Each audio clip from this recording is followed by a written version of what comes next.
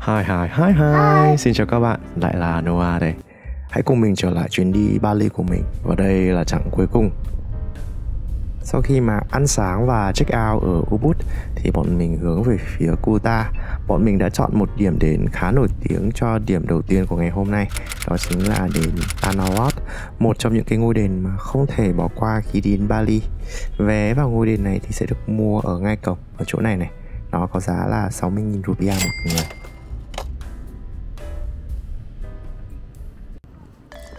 Đây là cái bạn lái xe mới của bọn mình. Như mình có chia sẻ thì đợt trước mình có đi với một anh khác, và đây là một cái bạn lái xe mới. Thực ra thì mình cũng có hỏi thì nhiều người khuyên là nên thăm đền Tanah Lot vào buổi chiều, tức là lúc hoàng hôn, thì phong cảnh của đền lúc này sẽ là tuyệt vời nhất. Tuy nhiên thì để tiện đường thì bọn mình rẽ vào trong đền Tanah Lot này luôn. Và đến nơi thì cũng khá là nắng kinh hoàng. Và đây chính là cái cổng trời cũng khá là đẹp. Ngay là cái cổng đền khi mà mình bước vào. Thì cái bạn lái xe này thi thoảng một lúc bạn ấy lại hỏi là mình có muốn chụp ảnh ở đây không? Yes. Ngay khi mà bước vào thì mình đã thấy biển rồi, và nó sẽ có hai hướng để đi. Một hướng phía bên phải là mình sẽ rẽ ra một tổ hợp đền, còn phía bên trái thì sẽ đến đền Pura Injungalu và đền Tanah Lot. Đây là khu vực đền Pura Injungalu. Cũng tương tự như ở đền Ulundanu Bratan đã từng trước đây. Ở đây thì bọn mình không cần phải mặc sarong, bởi vì bọn mình cũng sẽ không được vào những cái khu vực thờ cúng. Và ở đền Pura Injungalu này cũng vậy. Đây là cái điểm mà mình cũng sẽ không được vào. Vì vậy cho nên mình sẽ chỉ ngắm ở ngoài thôi. Và mình sẽ đi tiếp tới khu vực của đền Tanah Lot. Nhìn từ xa là các bạn đã nhìn thấy được cái đền Tanah Lot ở trên một cái tảng đá san hô kia rồi. Và đường xuống thì phải nói là thực sự rất là nắng. Phải nói là cũng rất may là bọn mình đi vào mùa vắng người và mùa mưa. Và mùa này thì cũng mát hơn là so với cả là mùa khô nữa. Tuy nhiên thì thực sự phải nói là cái nắng của Bali nó rất là khắc nghiệt. Cái nắng tung trào con cá ngạo. Và đây chính là cái cổng đền vào đền Tanah Lot. Siêu đẹp luôn các bạn. Trời rất là trong xanh. Bước sâu vào bên trong thì chúng ta sẽ dần tới cái khu vực của đền. Có một cái lợi thế khi đi vào buổi trưa, đó là thủy triều nó sẽ hạ xuống và có một con đường nối với ngôi đền.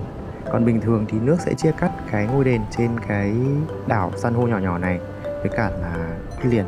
Và đây là cái Holy Snake, tức là hang rắn thần. Và phía trước mặt kia là người ta đang lấy nước thần. Nó liên quan đến cái sự tích ở cái đền Tanah Lot này. Sự tích này thì nó đến từ cái việc là có một tu tên là Dang Hyang Niratha đến Bali.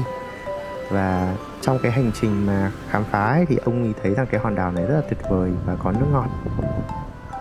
Đó, và ông ấy đã xây dựng cái ngôi đền này từ thế kỷ 16. Rất là tuyệt vời. Sau đó thì bọn mình có ghé sơ qua đền Batu Bolong và một số cái đền khác nữa.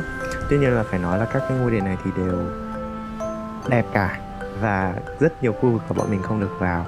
Vì vậy cho nên là sau khi chờ các bạn lái xe một chút thì bọn mình đi cái đền tiếp theo. Đây chính là cái quán Bebek Sariuma. Sau khi bọn mình tham quan đền Tanah Lot thì bạn lái xe có giới thiệu là nên xem cái cách để làm cà phê trộn. Thì đây là cái bạn hướng dẫn ở trong cái nhà hàng này. Người ta đang hướng dẫn các cái loại lá để có thể làm trà được. Ok.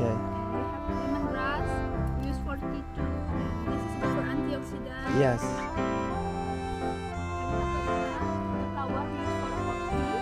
Oh.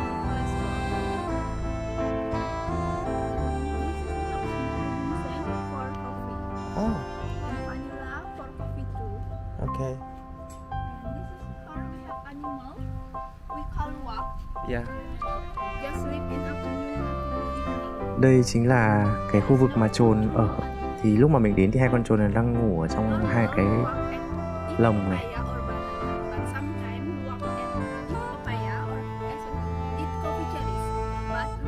Con trồn này thì nó ăn cà phê này và ăn cả đu đủ các Yeah. kiểu nữa. Coffee will come out like a poo when the process. Thì cái cà phê mà được những con chú trồn này ăn xong ấy thì chúng nó sẽ, sau quá khi chúng nó tiêu hóa thì nó sẽ ra được cái hạt này. This Đây. is the coffee bean. Oh. This is the- After this we wash again and we dry. Nhưng mà người ta gom những cái hạt cà phê đấy thì người ta rửa sạch. Sau đó thì người ta sẽ rang nhẹ như thế này. Và tiếp tục là người ta sẽ giã nhỏ cái hạt cà phê này ra. We make coffee luwak with a traditional process. Yes. For the last process we will. Và người ta sẽ lọc Oh, okay. để ra được những cái hạt cà phê như thế này. Đấy là cách người ta làm truyền thống với cà phê trồn. Và bạn ấy đang cho mình xem một cái hộp cà phê trồn này. Cà phê trồn này theo mọi người nói là được ngon hơn và đặc biệt hơn so với cà phê bình thường. Nhưng tất nhiên là giá thành thì sẽ khá là đắt các bạn. Sau đó thì bọn mình được thưởng thức 10 loại trà và một chút nhỏ cà phê trồn miễn phí. Mình chỉ dám thử mỗi thứ trong này một ít thôi bởi vì vị của nó hơi sợ ấy. Sau đó thì bọn mình cũng được chào mua một số sản phẩm nhưng mà nói thật là không phù hợp nên là bọn mình lại đi tiếp. Bọn mình được ghé một cửa hàng bên đường để mua salad nhưng mà thực tế thì salad không ngon. Và trời thì cũng bắt đầu mưa rồi, vì vậy bọn mình quyết định sẽ đi thẳng về khách sạn ở Kuta. Khách sạn này thì tương đối là rẻ. Tuy nhiên là các bạn có thể nhìn thấy là nó khá là ổn đúng không? Có lẽ là do mùa thấp điểm nên là mới được như vậy.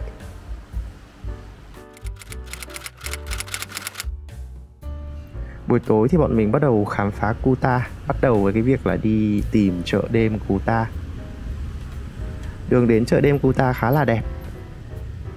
Và thực ra thì bọn mình đã đến Kuta vào cái hôm đầu tiên đáp máy bay từ Hà Nội đến rồi. Tuy nhiên thì chỉ là lướt qua thôi. Nên hôm nay thì sẽ khám phá kỹ hơn một xíu. Chợ ở đây nó không nhộn nhịp giống như là chợ đêm Pattaya, nhưng mà thực sự là mình cũng có cảm giác hơi giống ở Pattaya ấy. Nó cũng có khá là nhiều những cái cửa hàng bán lẻ. Chợ ở đây thì bán khá là nhiều thứ tương tự như các cái chợ đêm khác. Các bạn có thể thấy ở các cái chợ đêm ở các cái vùng biển ở Đông Nam Á thì nó cũng có cái gì đó nó tương tự nhau. Họ bán khá là nhiều thứ như là mũ rộng vành này, rồi rất nhiều các cái thứ khác nữa, đồ tắm biển này. Tuy nhiên thì bọn mình chỉ đi ngắm thôi và không mua bất cứ thứ gì, vì thực ra là một là giá nó sẽ không tốt bằng ở trên Ubud, hai nữa là mình cũng không có cái nhu cầu cho lắm.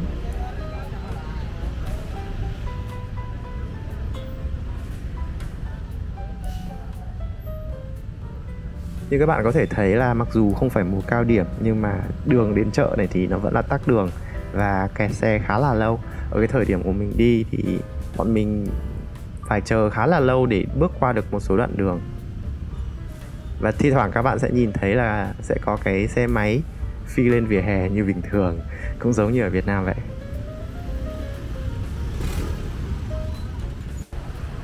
Ở cái khu vực sâu hơn ở bên trong chợ thì các bạn sẽ thấy là cũng có những cái địa điểm giải trí tương tự như là ở Tạ Hiện hay là Bùi Viện vậy. Nó bao gồm những cái quán bar, pub. Sau khi mà tham quan khá các điểm ở trong chợ đêm này thì bây giờ bọn mình sẽ tìm một cái quán nào đó để đi ăn. Thì ở gần chợ Kuta có một cái quán nhỏ như thế này. Ban đầu thì mình định ăn cơm gà nhưng mà cũng đã hết mất rồi, thế nên là mình sẽ chọn món mì trứng thay thế. Ở đây thì ăn tạm được thôi các bạn, tạm qua bữa thôi, nó cũng bình thường.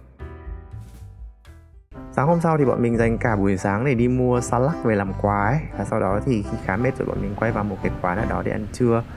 Và bây giờ bọn mình sẽ đi ra sân bay luôn. Buổi sáng thì bọn mình di chuyển khá là nhiều và tất cả các lần di chuyển thì bọn mình đều bắt Grab với giá khá là rẻ. Cả hai cái bác lái xe cho bọn mình buổi sáng nay thì đều rất là nhiệt tình. Đây chính là sân bay Ngurah Rai. Sân bay này cũng khá là đẹp và cái sảnh đi thì nó cũng ở tầng 2 tương tự như là sân bay Nội Bài. Cái chuyến chiều về là bọn mình bay của Vietjet cho nên là cũng khá là thong thả. Bên trong của những cái khu vực của sân bay này nó tương đối là đẹp.